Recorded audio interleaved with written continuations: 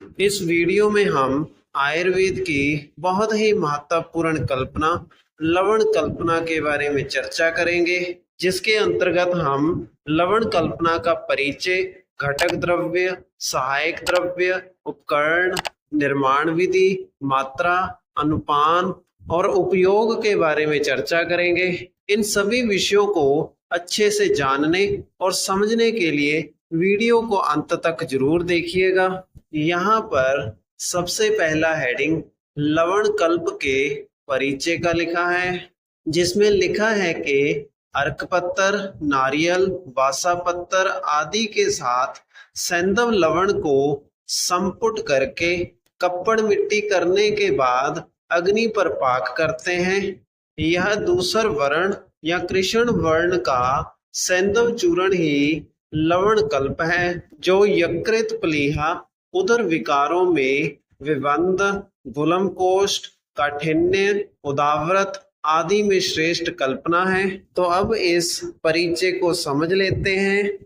लवण कल्प बनाने के लिए सैंधव लवण को अर्क पत्तर और नारियल के साथ मिट्टी के तवों के ऊपर रखकर उन तवों को आपस में जोड़कर संपुट करने के बाद अग्नि पर पकाते हैं। अग्नि पर पकाने की प्रक्रिया पूर्ण होने के बाद इस सैंधव लवण का रंग कालेपन में या फिर भूरे रंग में तब्दील हो जाता है।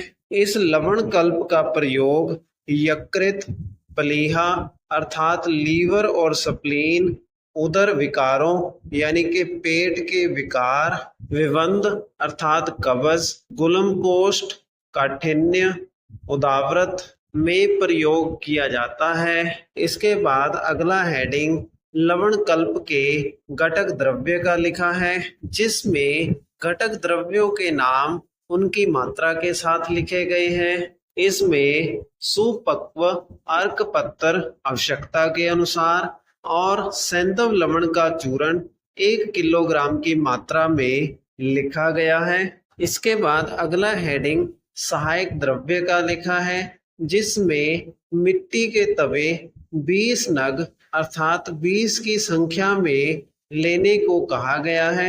इसके बाद अगला हेडिंग उपकरण का लिखा है, जिसमें लवण कल्प की निर्माण क्रिया में प्रयोग होने वाले उपकरणों की सूची लिखी गई है। इन उपकरणों की सूची में खरल मूसली, वस्त्र, पीली मिट्टी, कांच की शीशी, गुड़, चूना, उपले, गजपुट लिखे गए हैं। इसके बाद अगला हेडिंग लवण कल्प की निर्माण विधि का लिखा है, जिसके अंतर्गत लिखा है कि सर्वप्रथम मिट्टी के 10 तवे लेकर उसमें आग के सुपक्व पीले वस्त्र फैला देते हैं। इन पर पतली परत सैंधव चूर्ण को फैलाकर ऊपर से आग के पत्तर उल्टे करके रख देते हैं। पुनः आग के पत्तर और लवण चूर्ण बिछाकर ऊपर से आग के पत्तर पलट कर रख देते हैं।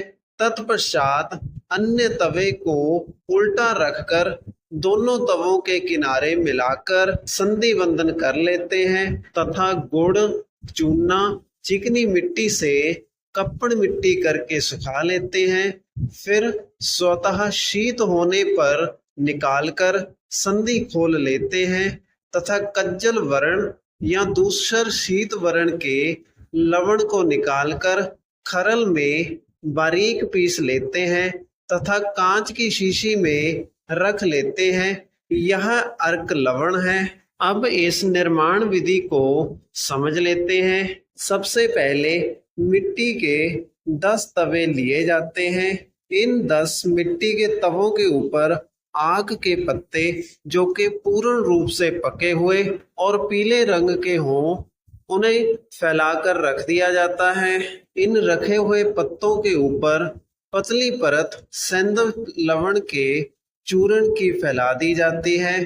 फिर इस परत के ऊपर आग के पत्तों को उल्टे करके फिर से रख दिया जाता है।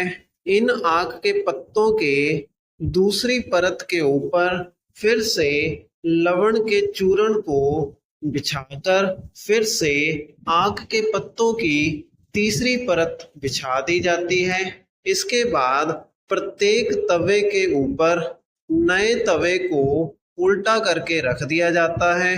इन दोनों तवों की संधि को कप्पड़ मिट्टी से जोड़ दिया जाता है। इन तवों में मौजूद कप्पड़ मिट्टी को अच्छी तरह सुखा लेने के बाद अग्नि में निश्चित समय तक पकाया जाता है। निश्चित समय तक अग्नि पर पकाने के बाद इन तवों को अपने आप ठंडा होने के लिए रख दिया जाता है।